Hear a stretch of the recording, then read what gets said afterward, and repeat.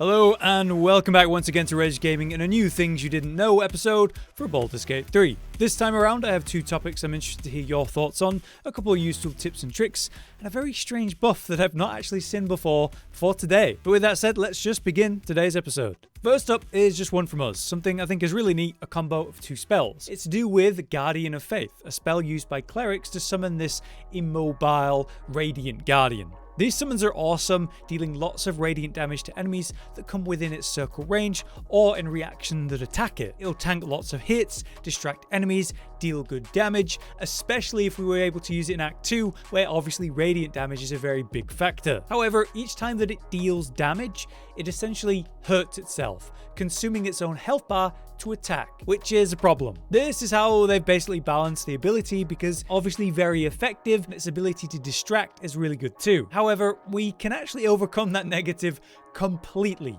by combining this summon with the other spell, Globe of Invulnerability. The globe is exactly what it suggests, just a barrier and in a small AoE that makes creatures and objects within totally immune to damage for 3 turns as a concentration spell. If we were to place this globe just next to the Guardian, so it's just in it, the Guardian will indeed benefit from the immunity as it should. But the main thing here is it no longer loses that health when it attacks. Because it's invulnerable, it loses nothing per attack. This is extremely good when the main negative for the Guardian is when it's being repeatedly attacked. It reactionary attacks, dealing great damage, but expends its own health bar really quickly. When it's totally immune, it can just reaction attack everything that's attacking it. So if you can make it the primary target while invulnerable, it becomes an absolute god. Obviously, you want to place the globe carefully. In this footage, I misplaced it, to be honest, so this is a poor example in terms of that, but let's say you're in a corridor or a corner or anything like that. Placing it so the Guardian's just being touched by it, and then having your party stand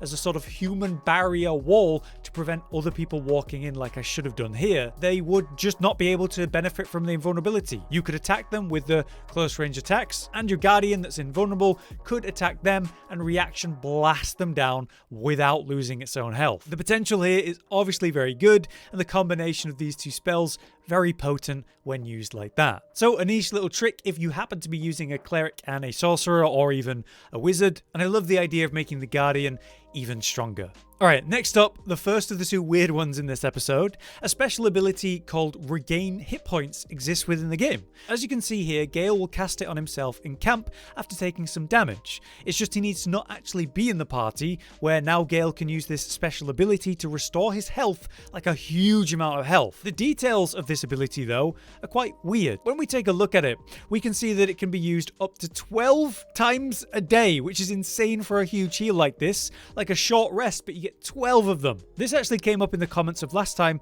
thanks to HC Thea Gao, which I'm not sure I pronounced that right. They said that Gale has a secret passive, that when he takes damage, if he's in camp and out of the party, he'll heal himself to full life. This came up in reaction to the warding bond trick we discussed last time. The idea here is you could have a hireling or someone in the camp bond with someone in your party, then remove them from the party, getting the perks of the buff without the negatives in various ways. Now HC suggested this could be a great way to create a Cleric version of Gale who will heal himself while out of the party, completely mitigating the damage of the bond, which is a really good idea. But someone in response to HC, named Cybermind, claimed this is actually all Origin characters who can do that, and more than that, all important NPCs in the game. They all have this secret version of a long rest, not a short rest, to restore themselves beyond just a little heal. Origin characters must be out of the party for it to work though, and so obviously I went and tested it. But the reality for me was only Gale would do it, which is really strange. Now, after some searching online, it came up a lot that NPCs use this strange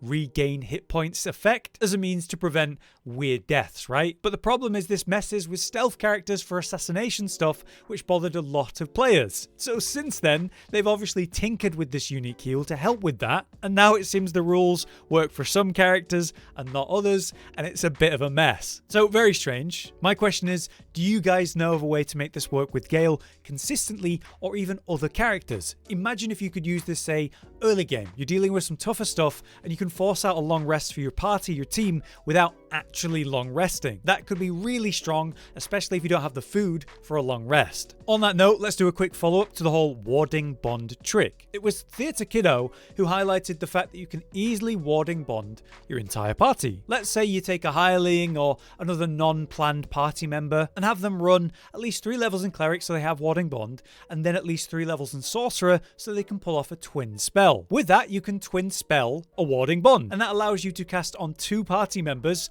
the warding bond. If you were to take 2 hirelings or just non-party members using this trick, you could do it twice to allow for a full bonded party with the actual casters not being in the party in camp, maybe buffed up in the different ways we discussed last time to greatly reduce the damage they'll take from the warding bond itself, and in result, you get a +1 bonus to everyone's AC and saving throws just always. So that is incredibly effective, not just early game, but the whole game. If we were able to use this whole regain hit points thing we just spoke of as well, in combo with that, this could be absolutely broken if we could just understand how that works.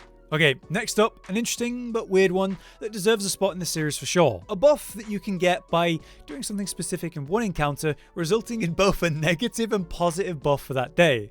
Pretty weird. This comes from the comments via the commenter Crazed Mike. Mike noticed the whole donation thing we covered last time, how you can pay to get a bless for the party without having to use a spell slot or concentration each day for that buff. But he had his own detail to include in the series. Now at the end of the House of Hope section of the game, if you're trying to save Hope, you'll end up facing against Raphael and his team all at once. Unfortunately, as is part of the story here, Hope's sister Carilla is against her, and she will literally try to kill you and Hope in this encounter. What you can do is choose to not kill Carilla in the final fight.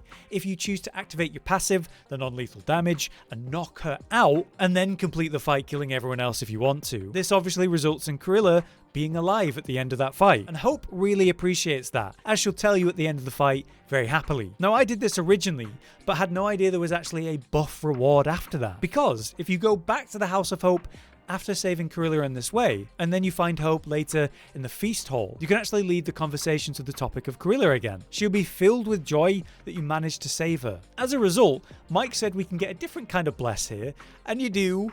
Kind of. You get the buff Steeped in Bliss, which apparently is something you can collect each day after a long rest. Now, Steeped in Bliss is good and bad. You'll be seized with joy, becoming energized, right? But also apparently more mentally compliant. We get advantage on physical checks, which is really nice, but in exchange, we have disadvantage on mental saving throws, and even worse, you become vulnerable to psychic damage, which should mean you take double damage when hit by that. So, overall, certainly not as good as a normal bless or that donation bless, I'd say, all just so you save a few gold. But it is interesting that this buff exists, and it's weird that it's so positive but more negative. It's something I completely missed, even though I did save Carilla originally myself. The thing is, I also went back to test if you can get the buff again, and Hope just was repeating the same lines even after I did a long rest, so maybe you can only get this buff once, I'm not sure. Lastly, we have a cool detail that if it works, there's a lot of potential here, but there's a lot of strange details surrounding it. So let's just start with the original Reddit post by the user Trick Competition, who had a weird concept for us. Basically, there's a specific axe that you can find in Act 2 via the Quartermaster in the Light's Hope area. The axe has a weird effect. The Defender greataxe has this ability that allows you to lower the enhancement bonus by 1 on the first attack made each round. Now in exchange you get 1 AC, so what the idea here is you're taking an attack roll of 10 and lowering it to 9, but raising your AC from say 17 to 18 for that turn. Very nice defensively. I wouldn't say it's the craziest thing. I don't think most people would use this, but there you go. However, it was Trick that highlighted there's a concept tied to that could be insane. What happens if you were to roll a natural 1 on your first attack of that turn, and then you use the ability of the weapon to try to reduce that? Now, as it turns out, any critical success or fail, no modifiers are added. So it's a flat number that's going to be treated as an auto success or auto fail. But the problem is we have no 0 on the d20 we're using,